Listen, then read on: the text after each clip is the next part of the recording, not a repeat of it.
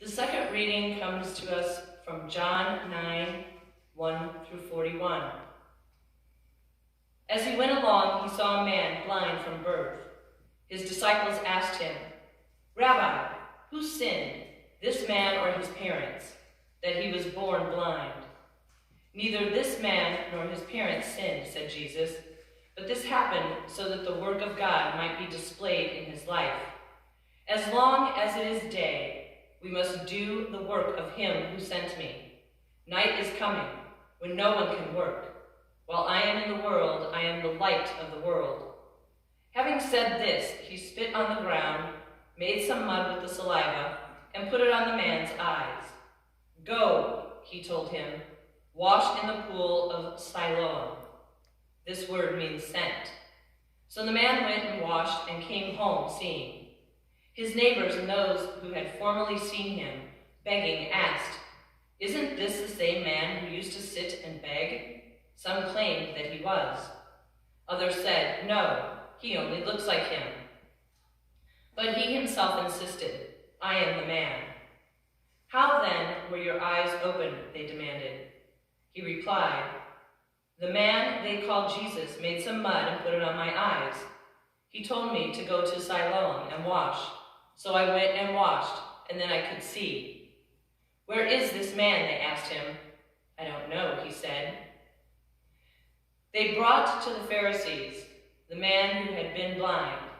Now the day on which Jesus had made the mud and opened the man's eyes was the Sabbath. Therefore the Pharisees also asked him how he could receive his sight.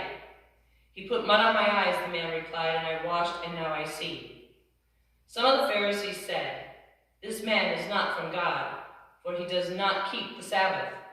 But others asked, "How can a sinner do such miraculous signs?" So they were divided.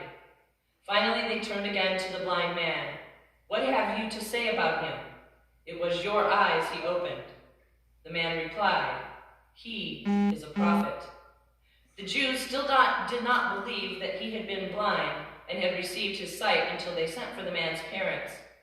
"Is this your son?" they asked. "Is this the one you say was born blind? How is it that now he can see?" "We know he is our son," the parents answered, "and we know he was born blind.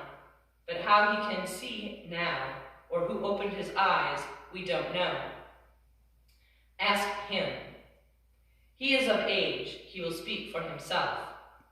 His parents said this because they were afraid of the Jews, for already the Jews had decided that anyone who acknowledged that Jesus was the Christ would be put out of the synagogue. That was why his parents said, "He is of age, ask him." A second time they summoned the man who had been blind. "Give glory to God," they said. "We know this man is a sinner." He replied, "Whether he is a sinner or not, I don't know. One thing I do know, I was blind, but now I see." Then they asked him, "What did he do to you?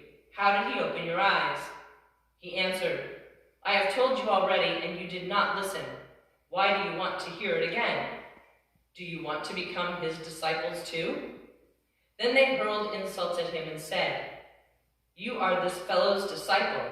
We are disciples of Moses. We know that God spoke to Moses. But as for this fellow, we don't even know where he comes from." The man answered, "Now that is remarkable. You don't know where he comes from, yet he opened my eyes.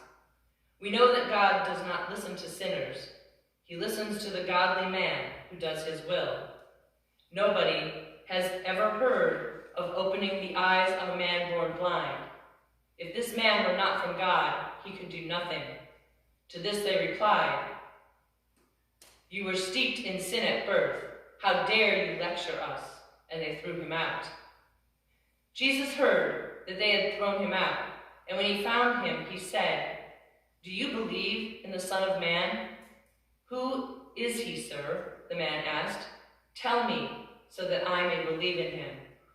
Jesus said, "You have now seen him. In fact, he is the one speaking with you." Then the man said, "Lord, I believe," and he worshipped him. Jesus said, "For judgment I have come into this world, so that the blind will see, and those who see will become blind. Some Pharisees who were with him heard him say this and asked, "What? Are we blind too?" Jesus said, "If you were blind, you would not be guilty of sin. But now that you claim you can see, your guilt remains." Thus ends the reading. Thanks be to God.